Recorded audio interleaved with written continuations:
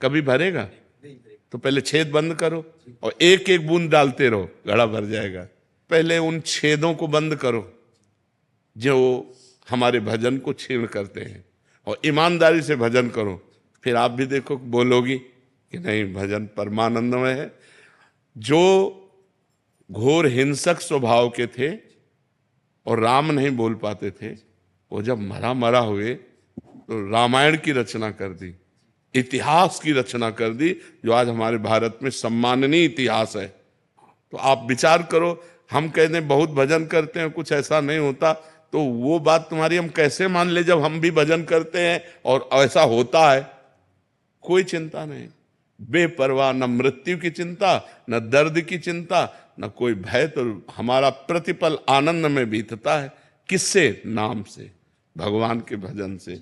ये हम प्रमाण तुम्हें खुद इसलिए देते हैं कि अब जैसे आपने कह दिया और 4 लोगों ने सुना कि हम बहुत भजन करते हैं लेकिन ऐसा नहीं, हम ये नहीं कह सकते कि बहुत भजन करते हैं लेकिन करते हैं और उसका परिणाम तुमको हम दिखाई देते हैं। नहीं, भजन व्यर्थ नहीं जा सकता, भजन व्यर्थ नहीं।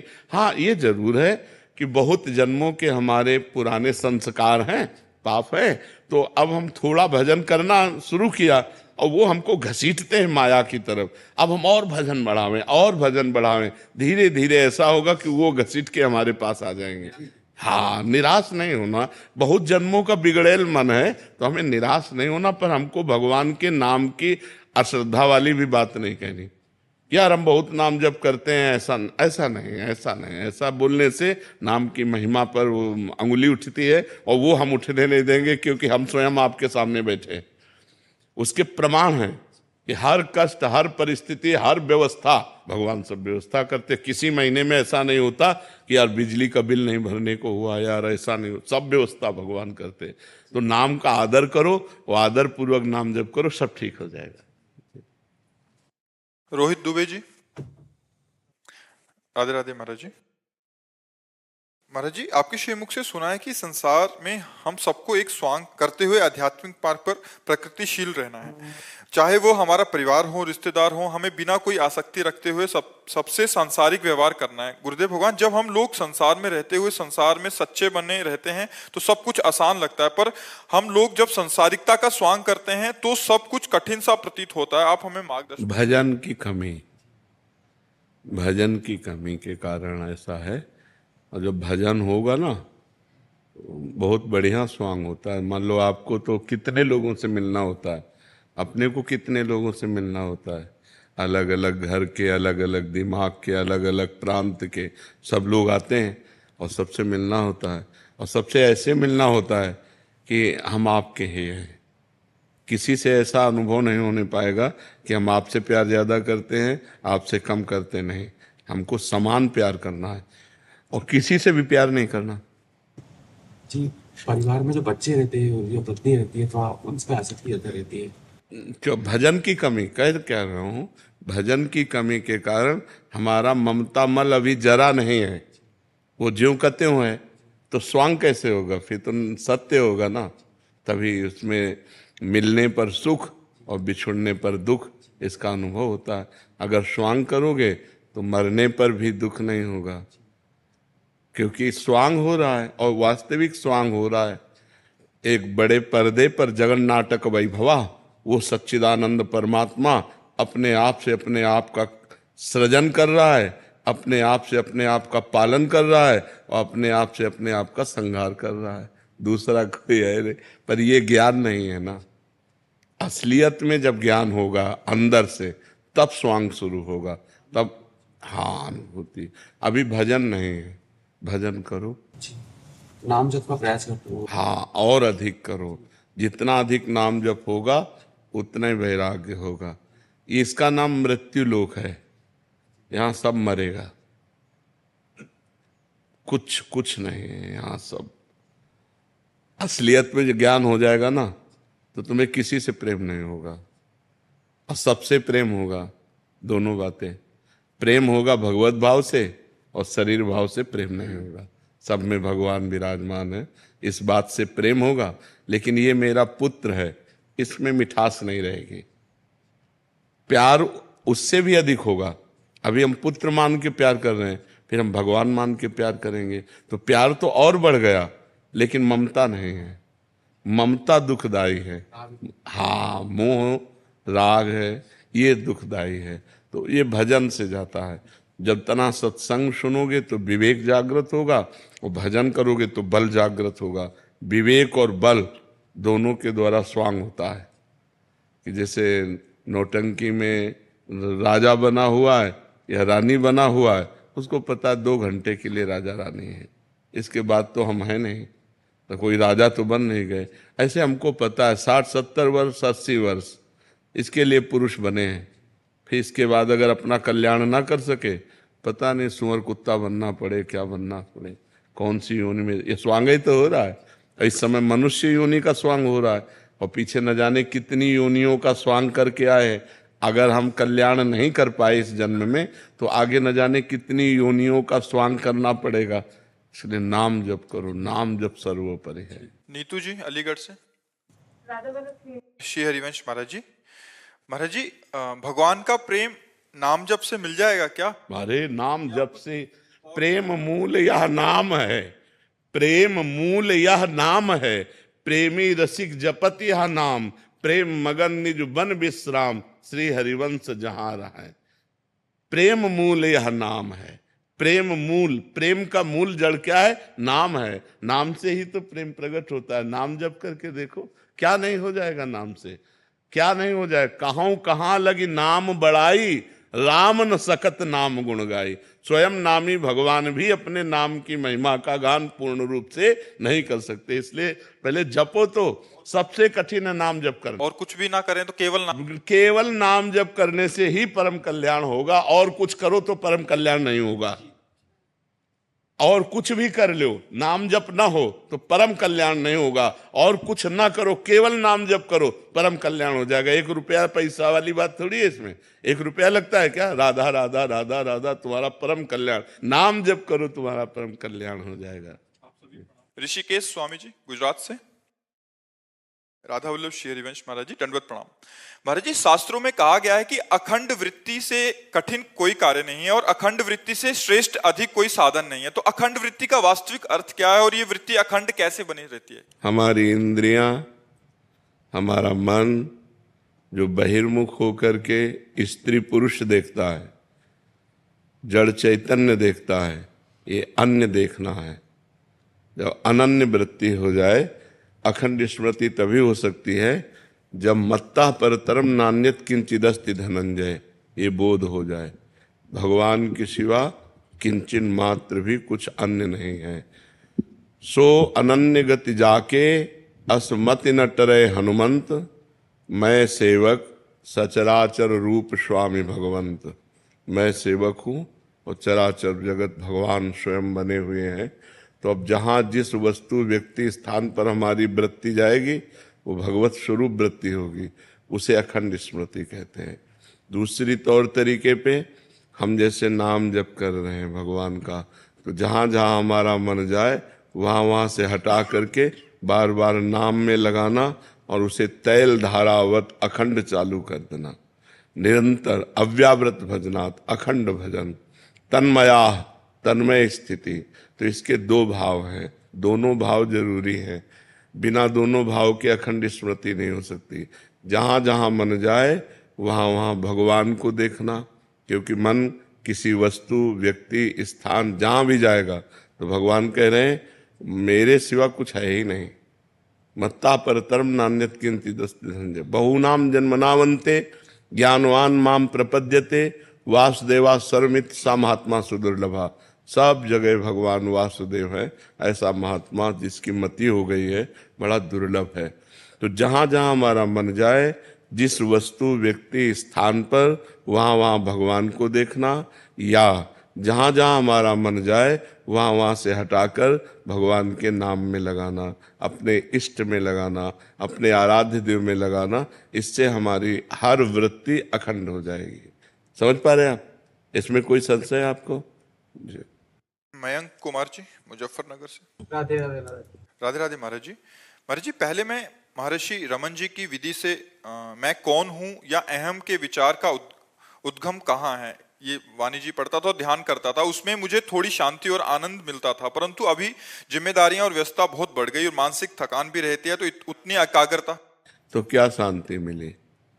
शांति जानते हो, एक बार प्राप्त हो जाने के बाद फिर कभी हटती ही नहीं।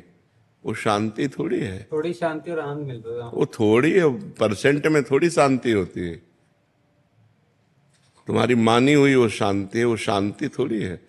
परम शांति, शाश्वत शांति, एक बार शांत हो गया तो दोबारा कभी विक्षेप नहीं पड़ेगा। मान हो या अपमान, लाभ हो या हानि, सुख हो या दुख, वो शांति कैसे? श्रद्धावान लभते ज्ञानम तत्परा संयतेन्द्रिया, ज्ञानम लब्ध्वा पराम शांति मचिरेणाधिगच्छति। जब शुद्ध ज्ञान हो जाएगा तब परम शांति प्राप्त होगी। जिसको ज्ञान हो गया वो प्रपंच में रति कैसी? और जिसे प्रपंच में रति उसे ज्ञान कहाँ?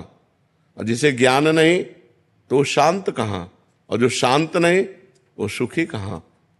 अशांतस्य कुता सुखम, अशांत पुरुष सुख कैसे प्राप्त कर? तो तुम अशांत हो, अभी तुम शांत थोड़ी हो। जब शांत हो गए तो स्वरूप में स्थित रहोगे।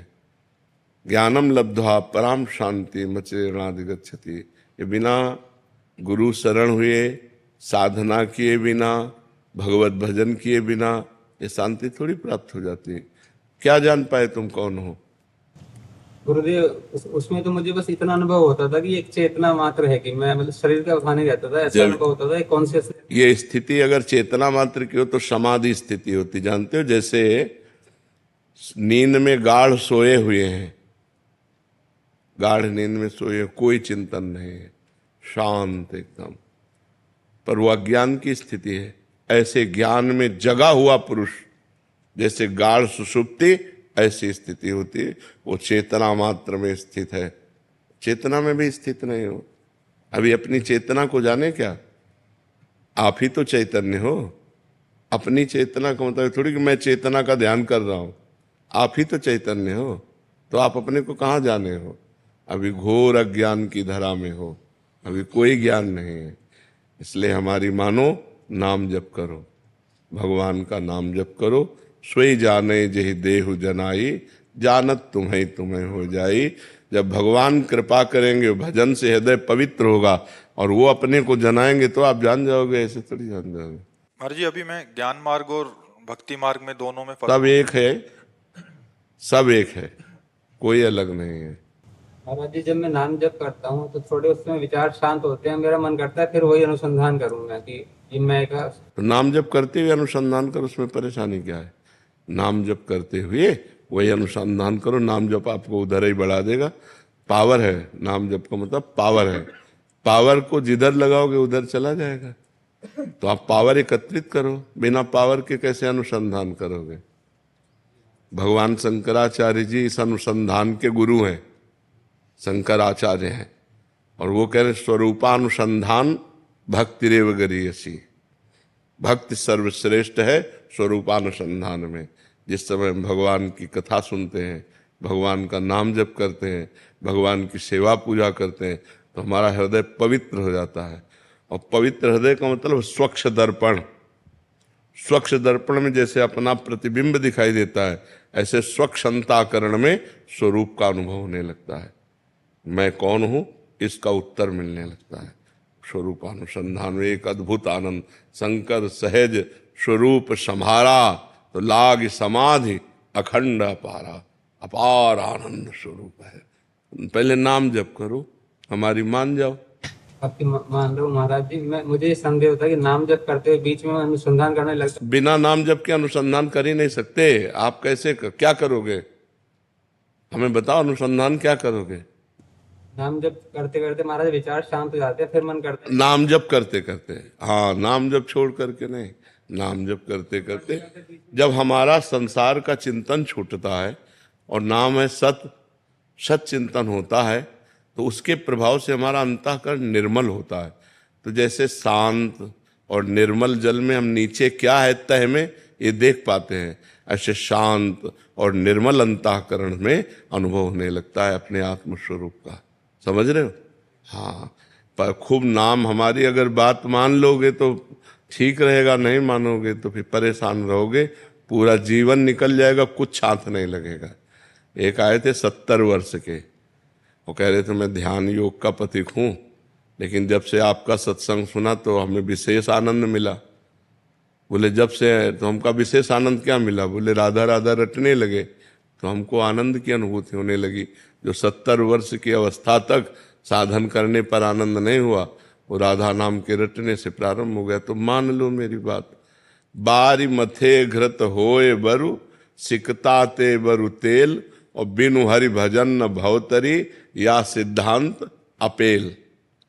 पानी मथने से भले घी निकल आवे, असंभव। बालू को पेरने से भले तेल निकल आवे, असंभव।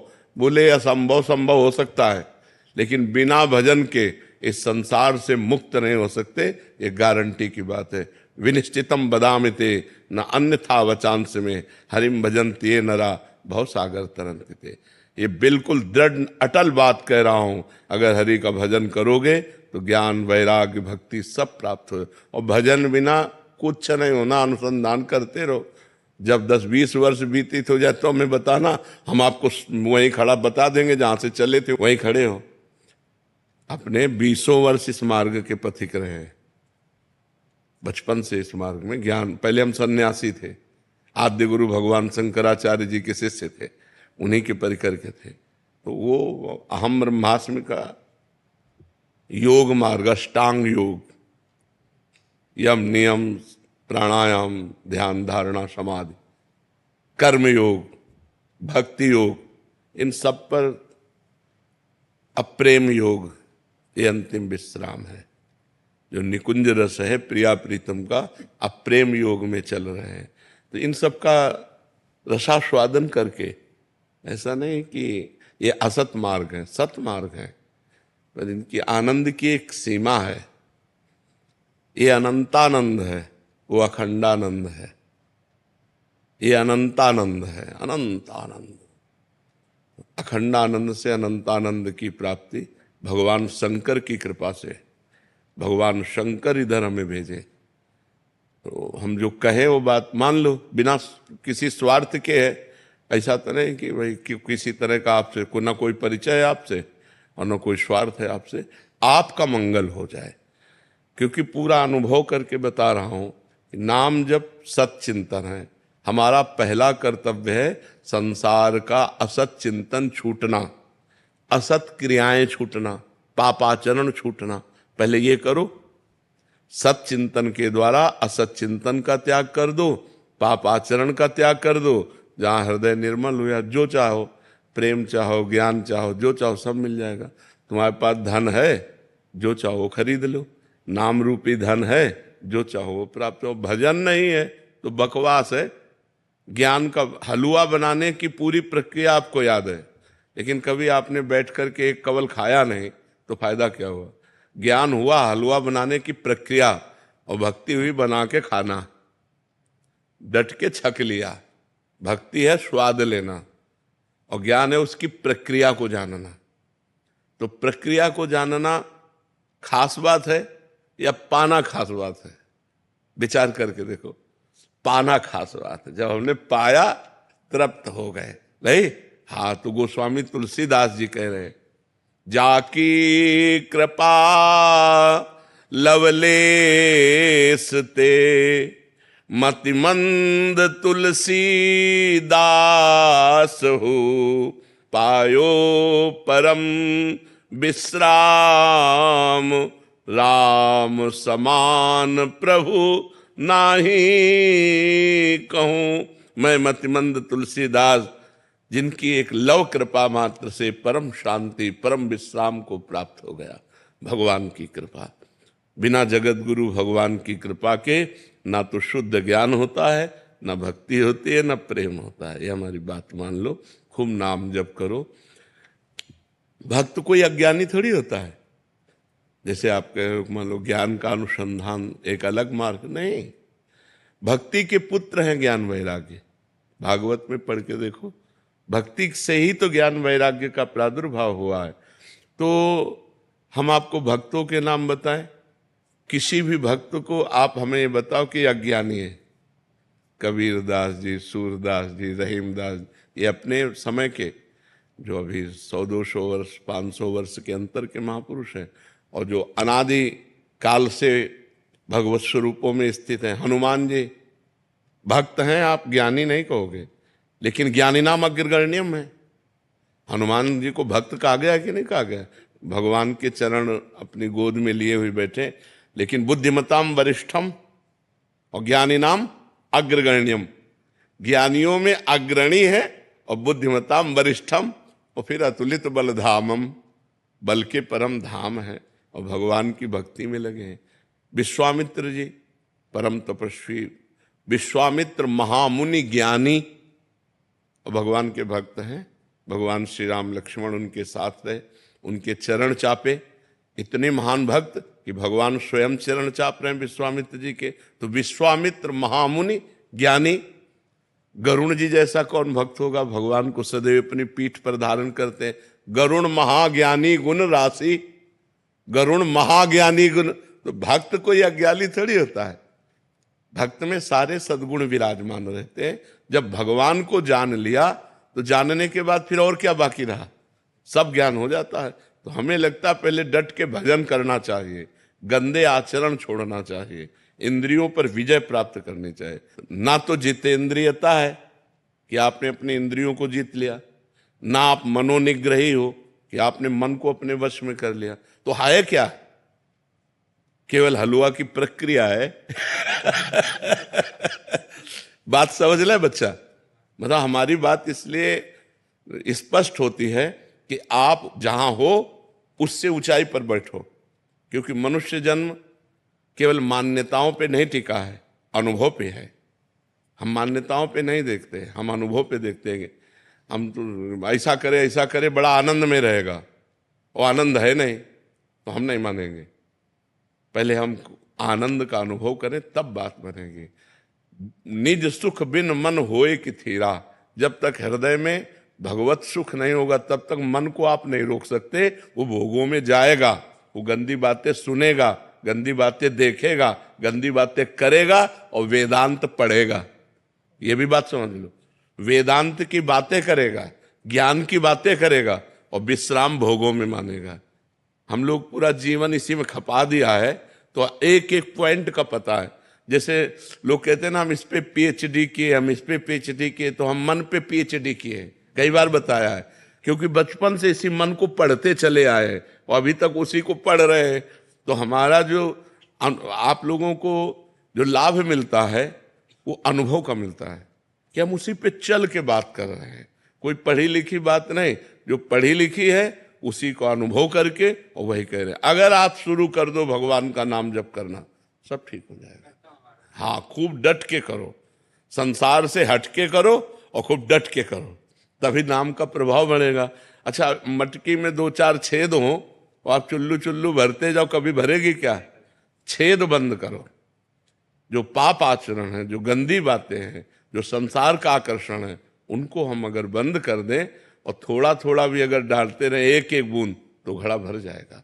ऐसे हमारी पहले गंदी बातें बंद होनी चाहिए, हमारे जीवन में कोई गंदगी नहीं होनी चाहिए, शास्त्र के अनुसार हमारा जीवन होना चाहिए। फिर जो हम भजन कर रहे हैं वो हमारा एकत्रित होता जाएगा, वो घड़ा भर जाएगा। और जब भजन का घड़ा भरेगा तो परमात्मा साक्षात्कार उसका फल है, सीधा फल है भगवान का साक्षात्कार। वही भगवान आत्मा है, वही परमात्मा है। आत्मा और परमात्मा में इतना थोड़ी अंतर है, वही है, वही परमात्मा है, वही आत्मा है। भक्त जिसे भगवान कहते हैं, ज्ञानी उसे आत्मा ब्रह्म कहते हैं, योगी जन उसे परमात्मा कहते हैं। अपने अपने भाव से उसे पुकारते हैं, तो वो एक ही, दो थोड़ी है। वो एक होते हुए भी अनेक है और अनेक होते हुए भी एक है। यही ज्ञान होना है जी। गजेरा किशन जी। राधे राधे मेरे साथ। राधे राधे महाराज जी।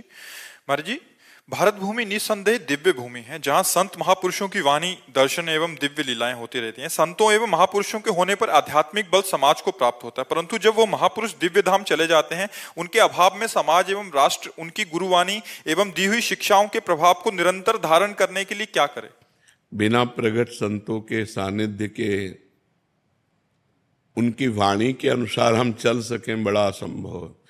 देखो, संतों की वाणी तो दिव्य है ही है, लेकिन स्वयं भगवान अवतरित होकर, गीता जी ये संतवाणी नहीं, स्वयं भगवान बोल रहे हैं। गीता जी तो स्वयं भगवान बोल रहे हैं, भागवत जी में स्वयं भगवान उद्धव जी को उपदेश कर रहे हैं, लेकिन हम उसको अपने में धारण नहीं कर सकते। तभी धारण कर पाएंगे जब कोई गीता के अनुसार चलने वाला संत मिलेगा, और उससे जब हमारा संबंध होगा, भाव संबंध, और वो जब अपनी दिव्य अनुभूतियां देगा, तो गीता जी की बात हमें समझ में आने लगेगी, तो हमें गुरुवाणी की बात समझ में आने लगेगी, तो हमें बड़े बड़े सदग्रंथों की बात समझ में आने लगेगी। इसीलिए गोस्वामी जी ने प्रथम भगत संतन कर संगा, सबसे पहली भक्ति रखी है गोस्वामी जी ने, संतों का संग। अगर हमें संतों का संग मिले तो परम सौभाग्य है।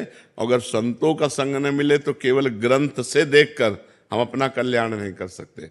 जैसे मेडिकल स्टोर है, और हम बीमार हैं और हमें मेडिकल स्टोर में खड़ा कर दिया जाए, क्या हम निरोग हो सकते हैं? डॉक्टर की जरूरत है कि नहीं? है ले, दवा वहीं रखिए, शास्त्र है मेडिकल स्टोर, और हमें बीमार भवरोग के, अब हमको शास्त्र रूपी मेडिकल स्टोर से हम निरोग नहीं हो सकते, क्योंकि हमें बीच में वैद्य की जरूरत पड़ेगी, डॉक्टर की जरूरत पड़ेगी। मेडिकल स्टोर में ही दवा रखी, अब वो पहले हमारे रोग को समझे और हमारे अधिकारानुसार वो हमें दवा दे, वो मेडिकल स्टोर से ही देगा।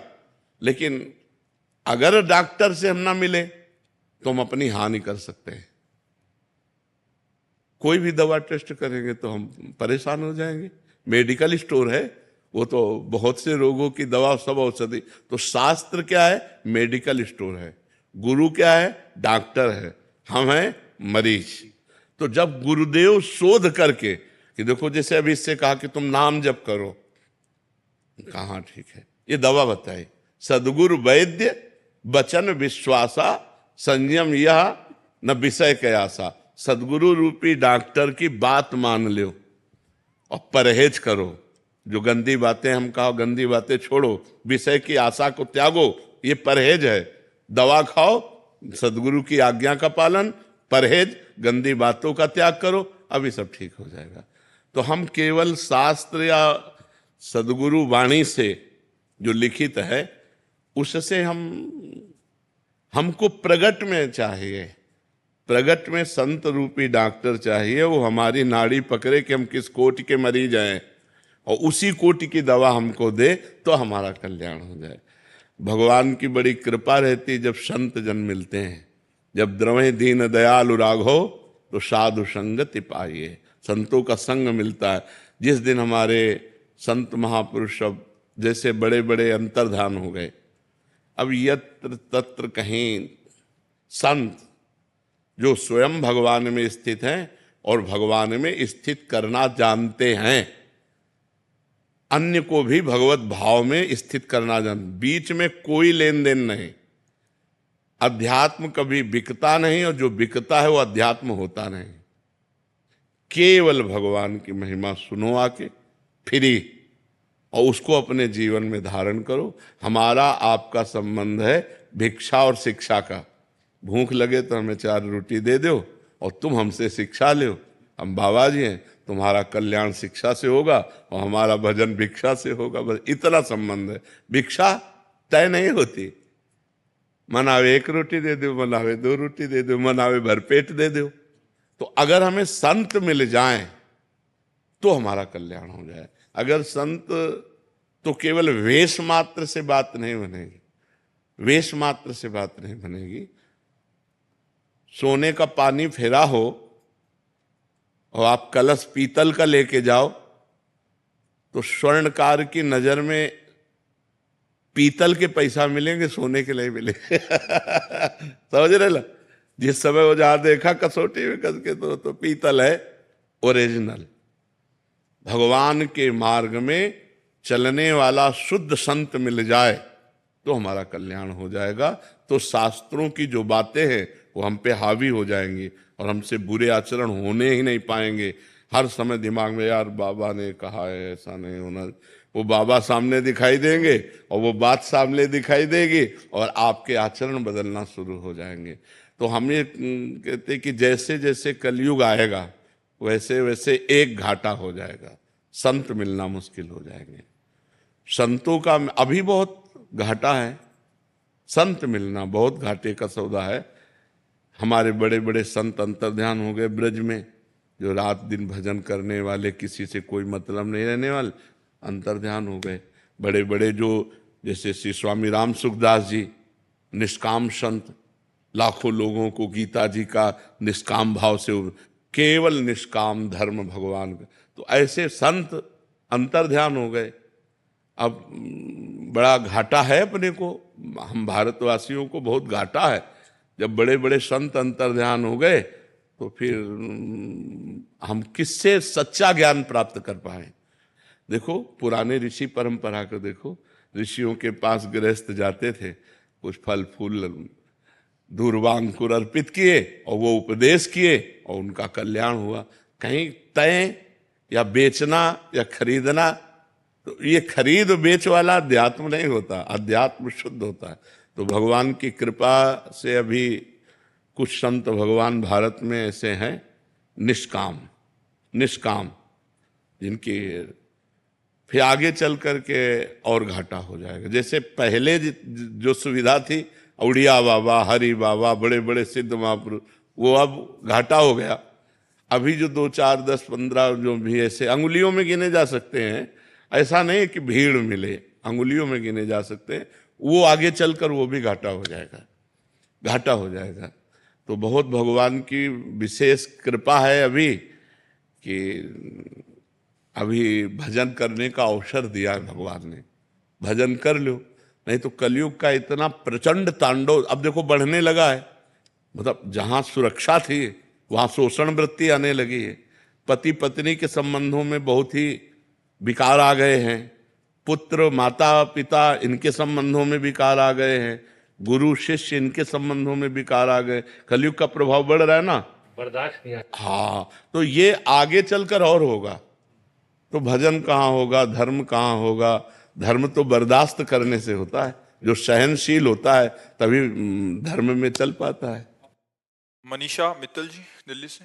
राधे राधे राधे महाराज जी। महाराज जी, जीवन को आनंद में कैसे बनाया जा सकता है? भगवान की शरण में होकर, भगवान का नाम जप करते हुए और पाप आचरणों का त्याग करते हुए। यदि हम पाप आचरण करेंगे तो पापवंत कर सहज स्वभाव, भजन मोर ते भाव न काऊ। जो पापी पुरुष है उससे धर्म नहीं बनता, रुचि ही नहीं है, उससे भजन नहीं बनता। और जो धर्म से नहीं चलता, भजन से नहीं चलता, उसे आनंद नहीं मिल सकता। इसलिए पापाचरणों का त्याग करो, नाम जप करो, सत्संग सुनो, अपने परिवार को भगवत भाव से देखो, पति में भगवान देखो, सास ससुर में भगवान देखो, उनकी सेवा करो। जो भोग बनाओ वो अतिथि सेवा, पति सेवा, परिवार की सेवा, नाम जप, अभी आनंद आ जाए। अपने परिवार में भगवान का नाम जप करते हुए भगवत भावना करके प्रेम करो, अभी आनंद आ जाए। भगवान ने गृहस्थ धर्म में प्रेम करने की बात कही। आप लोग प्रेम नहीं करते, मोह करते हैं, है ना? मोह के कारण आपकी दुर्गति होती है। और प्रेम करो तो उसमें भी भगवान है। पावर सबके अंदर भगवान बैठे हुए हैं। पत्नी से प्रेम करो, पुत्र से प्रेम करो, माता पिता से प्रेम करो, पति से प्रेम करो। प्रेम तो होता नहीं। प्रेम तभी होता है जब हम भगवान देखते हैं कि मेरे पुत्र के रूप में भगवान आए हैं, मेरे पति मेरे लिए भगवान हैं, मेरी पत्नी के हृदय में भगवान है। अब ये सद्भावनाएं हो जाए तो देखो गृहस्थी कितनी उत्तम है। अब आज का समय ऐसा है कि पति किसी और के साथ जा रहा है, पत्नी किसी और के साथ जा रही है, लड़ाई झगड़ा होता है, मारपीट होती है, हिंसा होती है। धर्म से चलो तो ही आनंद की प्राप्ति होगी। नाम जप करो और पाप आचरणों का त्याग करो। जो पाप आचरण जो आप जानते हो कि गलत है, नहीं करना चाहिए, वो हमें नहीं करना है, तभी आनंद की प्राप्ति होगी। आनंद नाम भगवान का है। जो आनंद सिंधु सुख राशि, वो भगवान धर्म से चलते हैं। मर्यादा पुरुषोत्तम भगवान ने धर्म से स्वयं चल करके रास्ता दिखाया है। भगवान श्री राम ने, भगवान श्री कृष्ण ने, ये धर्म से चलोगे, पवित्र आचरण करोगे, नाम जप करोगे, परिवार से प्रेम करोगे तो आनंद में रहोगे। जी। प्रदीप जी मुरैना से। राधे राधे। राधे राधे महाराज जी। महाराज जी, आप कह रहे हैं कि आप शादीशुदा हैं और एक कंपनी में मैनेजर हैं। ये कह रहे हैं कि अभी भजन में इतना मन लग रहा है कि ऐसा लग रहा है कि सब कुछ छोड़ छाड़ दूं, और पर घर वाले कह रहे हैं कि जैसा चल रहा है वैसे ही करते रहें तो ज्यादा अच्छा ऐसा ही, रहेगा। हाँ। अभी मैं निर्णय नहीं ले पा रहा कि सब छोड़ के प्रभु का ध्यान में लग नहीं जाऊं। नहीं, छोड़ना नहीं। हम सब छोड़ के गंगा किनारे भागे, फिर आखिरकार हमको आना तो इसी में पड़ा ना, तो तुम छोड़ के काहे को भागोगे? जब आना ही है इसी में, तो इसी में भजन कर लो। रुचि ना होना ये अच्छी बात है।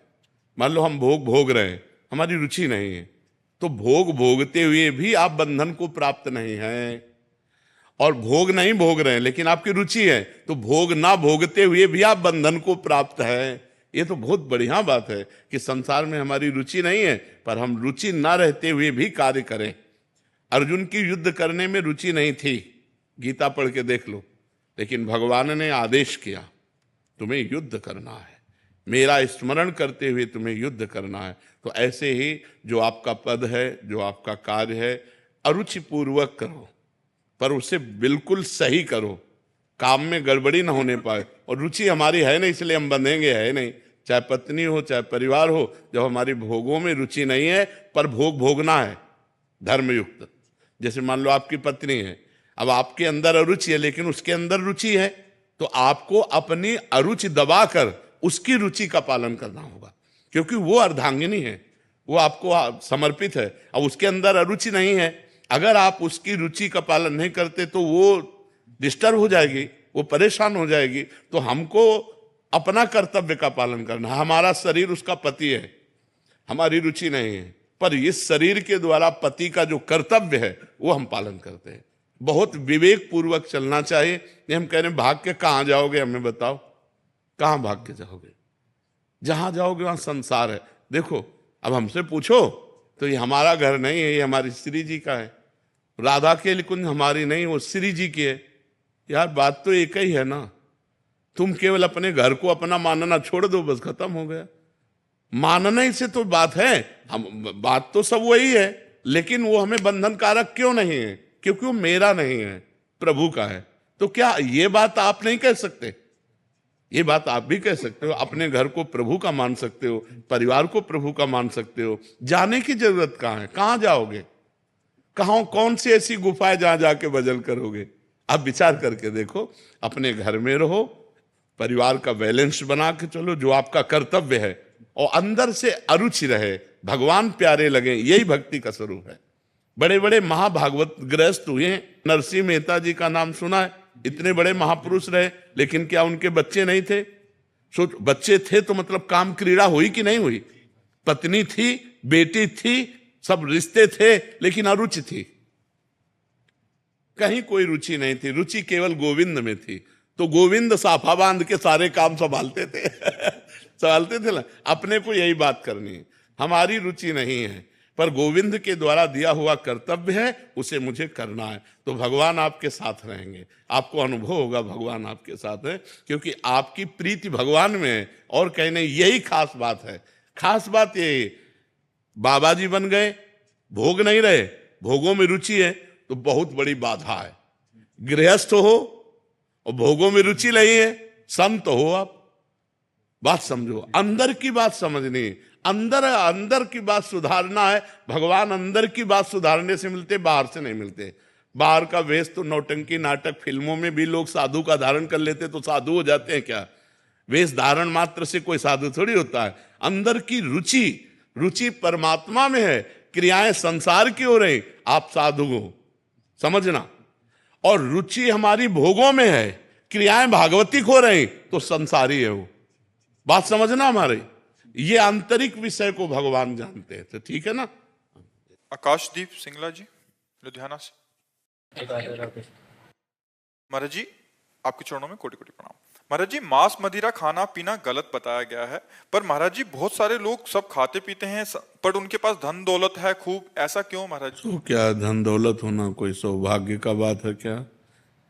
सुत दाराधन लक्ष्मी पापियों के घर होए, संत समागम हरि कथा तुलसी दुर्लभ दोए।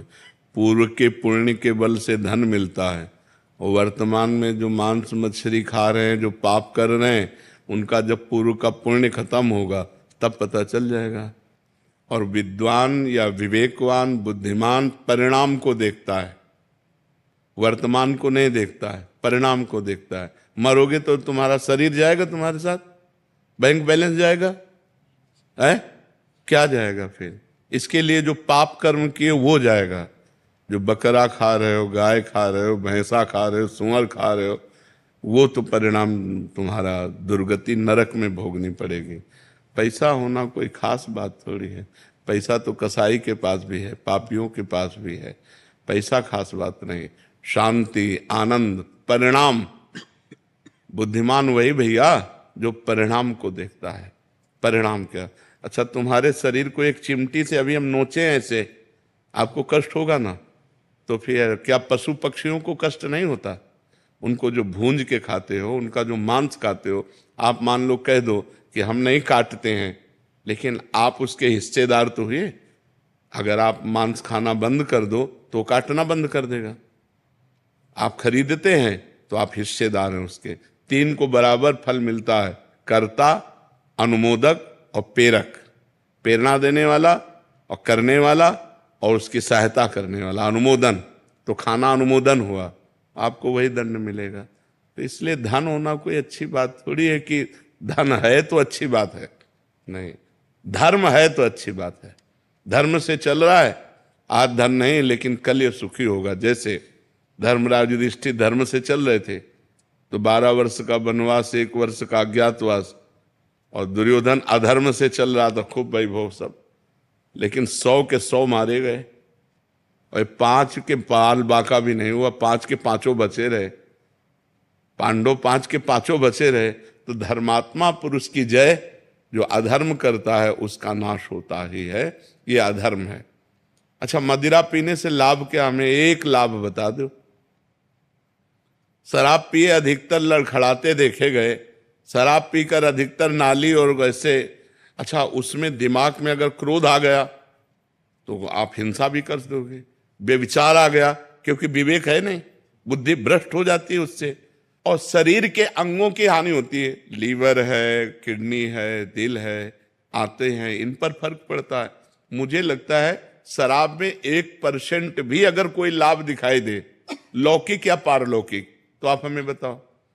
बल अध्यात्म में बल है, संयम में बल है, ब्रह्मचर्य में बल है। अगर हम संयम से चल रहे हैं, ब्रह्मचर्य से चल रहे हैं, अध्यात्म से चल रहे हैं, तो हम तुम्हें परास्त कर सकते हैं। क्या दूसरे का मांस खा गए, दूसरे के शरीर को खा करके तुम अपने शरीर को तुम बहुत मोटा कर सकते हो, लेकिन आध्यात्म बलवान नहीं हो सकते। हमारे ब्रह्म ऋषि ऐसे ऐसे होते थे, हड्डी हड्डी होती थी, लेकिन पूरा राज्य कांपता था जिस राज्य में चले जाते थे। क्यों? अध्यात्म बल। तो हमें लगता है गंदी बातें मत करो। न शराब में आनंद है, न पराई बहनी बिटिया के छेड़ने में आनंद है, न मांस खाने में आनंद है, और न जुआ खेलने में, और यही चीजें हम मना करते हैं। अच्छा, जुआ खेलकर आज तक कौन अरबपति बन गया है? अगर 1 पॉइंट में तुम विजय प्राप्त होते तो 10 पॉइंट में तुम हार जाते हो और तुम्हारा सर्वनाश हो जाता है। कोई हमें बताओ, मदिरा पी के, मांस खा के, बेविचार करके, कहीं भी आज बेविचार कर लिया, बच गए, लेकिन वो आदत तुम्हें ऐसी जगह फंसाएगी कि तुम्हारी बेइज्जती हो जाएगी। तो वही गंदी बातें हम आप लोगों को मना करते हैं। शराब मत पियो, पराई बहन बेटी को गंदी दृष्टि से मत देखो, दूसरों का मांस मत खाओ, जुआ मत खेलो, धर्म से घूस मत खाओ, धर्म से चलो, नमक रोटी खाओ, आनंद रहेगा, शांति रहेगी। वही बात हम आपको बताते। धन से शांति होती है क्या? धन क्या शांति का विषय है क्या? अधर्म के द्वारा कमाया हुआ धन किस काम का? तो इसलिए भाई उधर मत जाओ। खाते हो क्या मांस? नहीं बाबा, बिल्कुल मत खाला। और जो हमारे पास आओ, हम प्रार्थना करते हैं कि छोड़ दो, शराब पीना छोड़ दो, मांस खाना छोड़, किसी जीव को दुख मत दो यार। इतने 56 प्रकार के भोग हमारे ठाकुर को लगते हैं, 56, इनमें पावर ही नहीं है। कैसी बात करते हो? जीव जंतुओं को जीने दो यार, इनकी हत्या मत करो। वो सब अपने आप सृष्टि के क्रम में जन्म लेते हैं, मर जाते हैं, लेकिन ये तुम्हारा खाने का, राक्षसों को है ये, राक्षसों को है ये। लेकिन तुम मनुष्य हो यार, राक्षस तो नहीं हो। लेकिन प्रायः आजकल VIP वही है, और अगर बढ़िया हाथ पैर धुलवा के और टाट पट्टी में बैठाल के और खीर पूड़ी पवाई जाए तो बोले बेइज्जती हो गई। अब बड़ा समाज का विकृत रूप होता जा रहा है। वो कहते हैं कि हम धरती को बैलेंस कर रहे हैं, नहीं तो रोड पे घूमेंगे मुर्गे और हम। हाँ, जब तुम्हारा बैलेंस होगा नरक में तब तुम्हें पता चलेगा। नरक भी तो बना है बैलेंस। ऐसे ही जो गुंडागर्दी करते ना, और ये जब फंसते हैं और जब 2-2, 3-3 पुलिस वालों के एक साथ डंडे चलते हैं, आप लोगों ने भी देखा होगा कि जो ज्यादा उद्दंडता करते हैं जब पिटते हैं ना, फिर वो कहते चलते हैं कि पाप नहीं करना चाहिए। आप वो कान पकड़ करके जब पीट करके चलते हैं तो अपने आप आ जाते हैं। तो हमें लगता है अधर्माचरण का परिणाम दुख ही होगा। धन है तो कोई बात खास बात नहीं है, धर्म है तो खास बात है। धर्म से चलो, धन प्रधानता वस्तु की नहीं। जी।